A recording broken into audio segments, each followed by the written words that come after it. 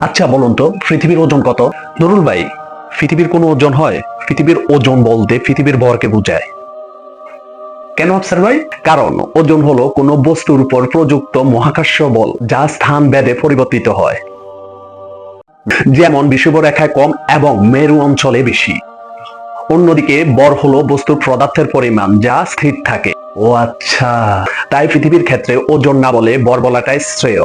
তার মানে আফসার ভাই সহজ হিসাব হলো যে মানুষ যখন চাঁদে যায় তার ওজন কমে যায় কিন্তু ভর স্থির থাকে।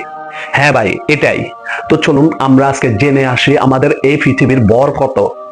হ্যাঁ, পৃথিবীর ভর হচ্ছে 5.9722 ইন্টু সেপ্টিলিয়ন দিয়ে গুণ করার পর যে ফলাফল বাইর হবে ওইটাই হচ্ছে পৃথিবীর ভর। ভাবা যায়, মিলিয়ন, বিলিয়ন, ট্রিলিয়ন, সেক্সট্রিলিয়ন, তারপরে হচ্ছে আপনার সেপ্টিলিয়ন।